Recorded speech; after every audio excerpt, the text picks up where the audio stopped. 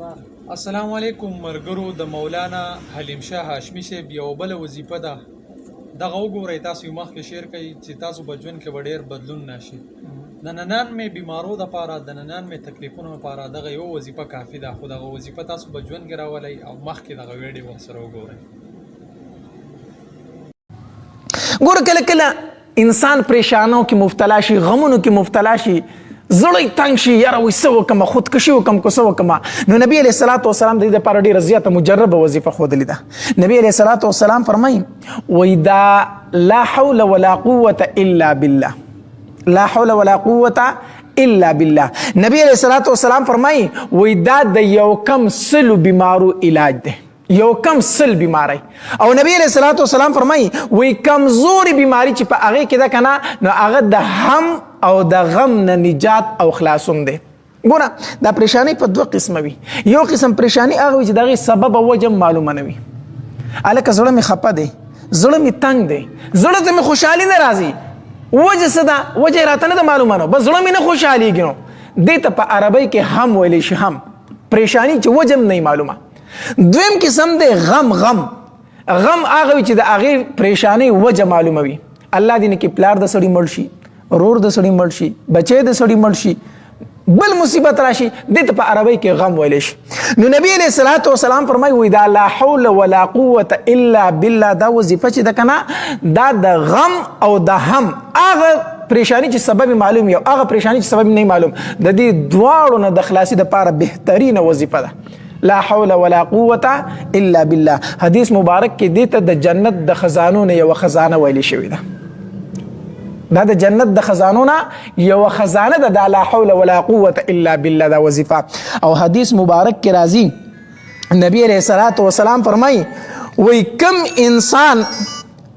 نبی علیہ الصلوۃ والسلام فرمایي وی کم انسان چې د کور نه اوزي او دا کلمات اویلو بسم الله توکلت علی الله ولا حول ولا قوة الا بالله دا کلمات اویلو بسم الله توکلت علی الله ولا حول ولا قوة الا بالله نبی علیہ الصلوۃ والسلام فرمایي چې کوم انسان د کور وزي کنه او دا کلمات اوی الله تبارک وتعالى ورته فرمایي وای زستا د طرف نظر تعالی کافی ستا د ټولو کارو د پاره زه ستا د پاره کافي شوم او ستا حفاظت په زه کوم او ستا رهنمایي به زه کوم الله تبارک وتعالی ورته فرمایي چې کله د کور وځي دا کلمات ویل بسم الله توکلت علی الله ولا حول ولا قوة الا بالله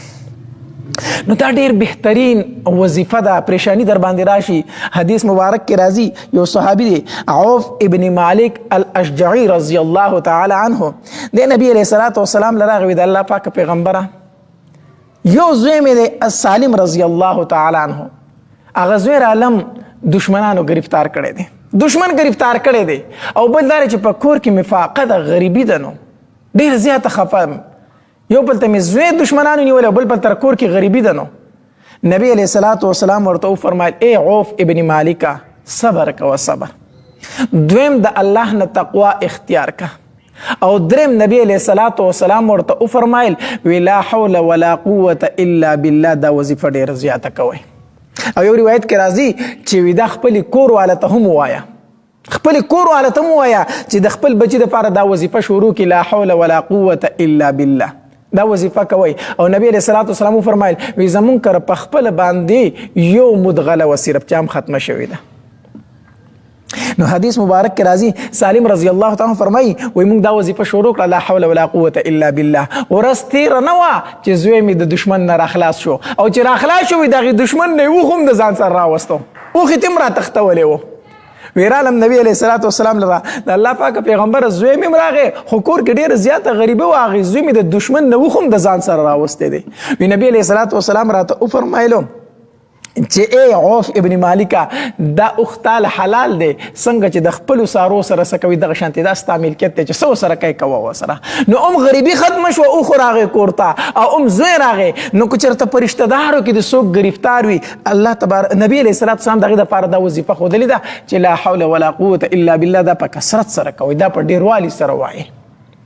نو دا بهترینه وظیفه ده. انسان دی پریشانۍ راځي، مصیبت دا دی چې موږ د نبی علیه الصلاة والسلام د احادیث مبارکونه خبر نه یو. موږ ته نبی علیه الصلاة والسلام هغه کلمات ښودلي دي، هغه دعاګانې ښودلي دي چې زموږ په آخرت هم برابرېږي او دنیا په هم برابرېږي.